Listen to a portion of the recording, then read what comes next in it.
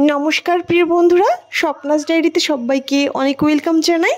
আজ তোমাদের আমি শেয়ার করব এই গরমে ভীষণ স্বাস্থ্যকর গাঠি কচু আর পুঁটি মাছ দিয়ে একটি রেসিপি। একদম মশলা ছাড়া রেসিপিটি তৈরি করেছি। এটা গরমের সময় খেতে কিন্তু দুর্দান্ত হয়। আশা করছি তোমাদের ভিডিওটি ভালো লাগবে।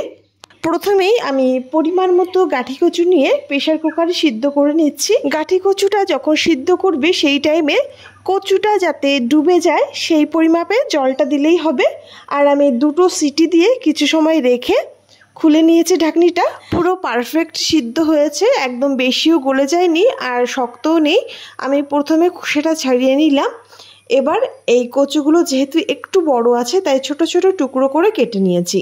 দেখতেই পারছো যে যেই রকম সাইজ করে কাটতে চাইছো সেই হিসাবেই কেটে নেবে। আমি একটা কচুকে 2 থেকে 3 ভাগ করে কেটে নিয়েছি।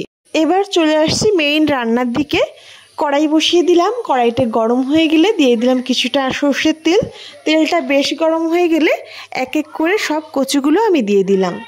কচুটা দিয়ে দিচ্ছি পরিমাণ মতো লবণ এবং হলুদ। লবণ হলুদ দিয়ে ভালো করে প্রথম মিশিয়ে নিচ্ছি এবং 3 থেকে 4 মিনিট ধরে নেড়ে চেড়ে মিডিয়াম ফ্লেমে বেশ লালচে রং ধরে কচুগুলোকে আমি ভেজে নেব। তো ফিরে আসছি একদম 3 থেকে 4 মিনিট পর। এই টাইমে কচুগুলো কিন্তু খুব ভালো ভাজা হয়েছে, গায়ে কালার ধরে গেছে, দেখতেই পারছো। এবার দিয়ে দিলাম পরিমাণ মতো জল। গাঠি কচু রান্না করলে যদি গাঢ় হয়ে যায় বা কাদা কাদা টাইপের ঝোলটা হয়ে যায় তাহলে কিন্তু খেতে একদমই ভালো লাগে না, তাই ঝোলটাই একটু বেশি দিতে হবে। দেখতেই পাচ্ছ ঝোলের পরিমাণ কিন্তু বেশ খানিকটা দিয়েছি, তবে এখানে যেটুকু দিয়েছি আরও একটু আমি ঝোল দিয়ে দিচ্ছি যাতে ঝোলটা কমে না যায়।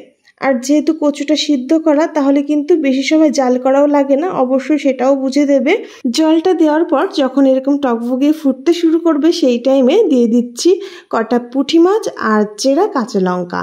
তোমরা যে কোনো মাছ দিয়েই রেসিপিটি করতে পারো। আর লঙ্কাটাও যে যার স্বাদ অনুযায়ী অ্যাড করে দেবে। এখানে আমি 5 থেকে 7টা লঙ্কা চিড়ে দিয়ে দিয়েছি। নেড়ে চেড়ে এবার 2 থেকে 3 মিনিট মতো জাল করে নিয়েছি। বেশি জাল করে কমানোর প্রয়োজন নেই, হালকা যখন 2-3 মিনিট জাল হয়ে যাবে সেই টাইমে নামিয়ে নেব। কড়াইটা গরম হয়ে গেলে দিয়ে দিচ্ছি কিছুটা সর্ষের তেল। তেলটা যখন ভালো গরম হয়ে যাবে সেই টাইমে 2টো শুকনো লঙ্কা আমি দিয়ে দেব। এখানে ঝালের পরিমাণ যদি তোমরা একটু কম করতে চাও 2টোর জায়গায় 1টা শুকনো লঙ্কাও দিতে পারো। লঙ্কা দুটোকে বেশ লালচে রং ধরে প্রথম ভেজে নিলাম। তারপর অ্যাড করে দিচ্ছি 1 চামচ জিরে, গোটা জিরে আমি দিয়েছি। জিরে এবং শুকনো লঙ্কা দুটোই খুব ভালো করে ভেজে একটা পাত্রে তুলে নিচ্ছি। এবার সেই তেলেই দিয়ে দিচ্ছি 2টো তেজপাতা আর তারই সঙ্গে 1/2 চামচ রাঁধুনি।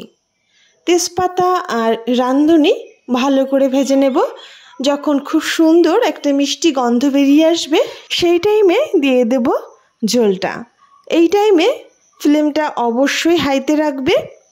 এবার আরও কিছু সময় জাল করে নেব, মানে 2 থেকে 3 মিনিট জাল করলেই কিন্তু হয়ে যাবে।